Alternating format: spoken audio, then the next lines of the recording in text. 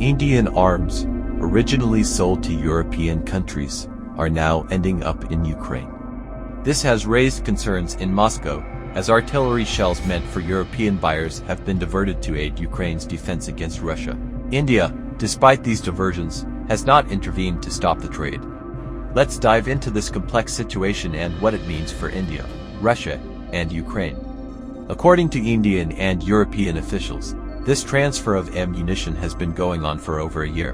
While India's arms export regulations strictly prohibit the unauthorized resale of weapons, Europe has been funneling Indian artillery shells to Ukraine, including countries like Italy and the Czech Republic. In fact, India has been reportedly monitoring the situation but has yet to take action to stop it, despite Russian protests.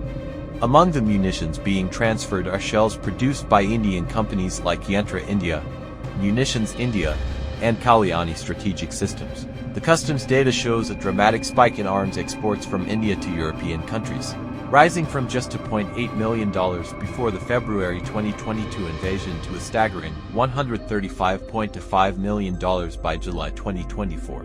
These shipments include critical artillery shells, which European customers are then sending to Ukraine. Russia has raised concerns about this transfer on multiple occasions.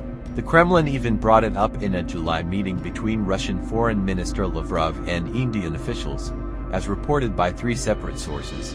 Yet, India's foreign ministry had previously stated that no arms or ammunition were directly sold to Ukraine, emphasizing that India remains neutral in the conflict. India's long-standing ties with Russia are at the heart of this dilemma. For decades, Moscow has been New Delhi's top arms supplier. However, India's defense strategy is evolving. With rising tensions with China, India has been strengthening its defense partnerships with the US and other Western allies, which could explain why it's focusing on expanding its arms exports. In fact, India recently surpassed $2.5 billion in defense exports last year and is aiming for $6 billion by 2029. So, how are these Indian munitions reaching Ukraine? According to officials, Italy, the Czech Republic, and Spain are key players in the transfer of these shells. In one instance, Spain's transport minister revealed an end-user agreement confirming the sale of Indian-made artillery to Ukraine, debunking rumors that the shipment was headed to Israel.